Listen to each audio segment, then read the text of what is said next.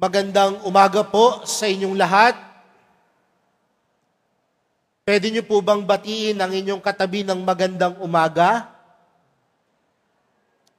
Mga kapatid, tayo pong lahat ngayon ay nagkakatipon bilang isang sambayanan ng Diyos sa pagdiriwang po ng banal na misa ngayong pong ika-25 linggo sa karaniwang panahon. At kung napakinggan po natin maigi ang ating mga pagbasa para sa araw na ito po ay nagpapatungkol lamang sa isang salita. At ano po ito? Ang pagiging tapat. Sa Ingles, tinatawag po natin itong honesty. Pwede niyo po bang sabihin ng sabay-sabay, honesty? Parang mahina pa ho eh. Pwede po ba nating lakasan, honesty? Sino po sa inyo nabuhay na noong 1978? Meron na po bang buhay sa inyo noong 1978? Honesty. Ayan, oh. Meron na. Kasi noong 1978, meron pong isang Amerikanong mga awit. At ang title po nung kanyang awit ay Honesty. Alam niyo po yon? Ako po kasi alam ko po, pero honest din naman po ako na hindi ho kagandahan ng boses ko. Kaya ang sabi ho dun sa kanta ganito, honesty is such a lonely word. Everyone is so untrue. Honesty is hardly ever heard and mostly what I need from you. Magandang tanungin mga kapatid, marunong pa ba tayong maging tapat? Namumuhay pa ba tayo ng totoo? Mga kapatid, sa atin pong unang pagbasa, napakinggan po natin ang panawagan ni Propeta Amos. At ang panawagan ho ni Propeta Amos, na nung mga panahon na iyon, ang mga tao namumuhay din ng hindi tapat at hindi din totoo. Kaya nga ang mga tao noon, tanong nila kay Propeta Amos, kailan po ba matatapos ang araw ng pamamahinga? Para oras na matapos ang araw ng pamamahinga, hahamakin namin ang mga dukha. Ano ang sabi nila? Tataasan namin ang presyo, tataasan namin ang aming tubo, sa aming paninda. Lalagyan namin ng pabigat ang mga timbang upang kami ay mas kumita. Pansinin po ninyo mga kapatid, nung sinulat ho ito ni Propeta Amos, 750 BC. 750 taon bago dumating si Kristo. At hanggang ngayon, ganyan pa din ang problema natin. Marami pa din ang hindi tapat. Marami pa din ang hindi totoo. Pero tandaan natin mga kapatid, sa lahat ng sektor ng ating pamumuhay, merong hindi tapat at totoo. Naniniwala po ba kayo doon? Gusto niyo ho ba ng halimbawa? Unang halimbawa. Nandito ho yung mga mag-aaral Magandang halimbawa yan. Kapag may project kayo sa school, at ang sinabi sa inyo, magdala kayo ng 100 pesos. Magkano ang hinihingi nyo sa magulang ninyo? Magkano? 500? A ghost project yan. Di ba ho, minsan, ang mga kabataan, o wag naman tayo sa kabataan, sa mga magulang, sino minsan ang nagtuturo upang mandaya ang mga anak? Di ba minsan ang magulang,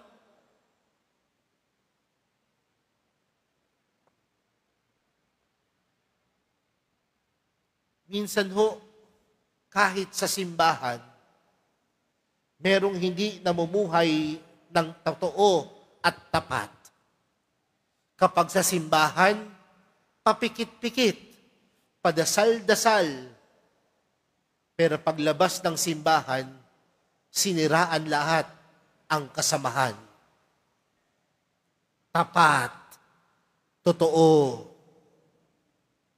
Marami ang pamilyang nasira dahil ang mag-asawa hindi naging tapat at totoo sa isa't isa.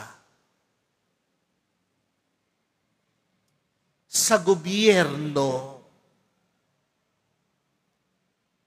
wag na nga lang. Di ba ho, sa gobyerno, marami ang hindi namumuhay ng tapat at totoo. Kaya nga sabi ni San Pablo sa ating ikalawang pagbasa, ano ang hamon niya sa atin? Sabi ni San Pablo, pinakamamahal ko una sa lahat, ipinakikiusap kong paabutin ninyo sa Diyos ang inyong kahilingang panalangin, pamanhik at pasasalamat para sa lahat ng tao. Gayon din ang gawin ninyo para sa mga hari at makapangyarihan upang makapamuhay tayo ng tahimik at payapa. Marami ang hindi namumuhay ng tapat at totoo at dapat natin silang ipanalangin. Pero mga kapatid, bakit ba talamak ang pamumuhay ng tapat, ng di tapat at di totoo? Gusto niyo po malaman ng kasagutan? Because we have normalized dishonesty. Don't you realize, sa panahon po natin ngayon, nagugulat tayo kapag merong isang taong nagbalik ng wallet. Anong sinasabi natin? May mababait pa palang tao. We have normalized dishonesty everywhere. Pero hindi po ba dapat tayong magulat? Dapat tayong mabahala kapag ang kaban ng bayan ginagamit sa sariling kapakanan? Hindi po ba dapat tayong ma-disturb, ma-alarma? Kapag marami na ang sinungaling, marami na ang magnanakaw, marami na ang makasarili. Pero baliktad ho ang nangyayari eh. Mas nagugulat tayo kapag merong isang taong gumagawa ng mabuti at tama. Because what is normal today are those people who are doing good. And what is normal are those people who are not doing good. Malaking kabalintunaan yun. Kaya nga, sabi ni Jesus, doon po sa ating ebanghelyo, ang sabi ni Jesus sa ating ebanghelyo, ang mapagkakatiwalaan sa maliit na bagay ay mapagkakatiwalaan din sa malaking bagay. Ang magdaraya sa maliit na bagay ay magdaraya rin sa malaking bagay. Kung hindi kayo mapagkakatiwalaan sa mga kayamanan ng sanlibutang ito, sino ang magtitiwala sa inyo ng tunay na kayamanan? Ang pagiging tapat at totoo, kaakibat niyan ang tiwala. Pero aminin natin sa panahon natin ngayon, kung sino ang hindi tapat at totoo, yun ang pinaniniwalaan. Pero kung sino ang nagiging tapat, yun ang ating pinagdududahan.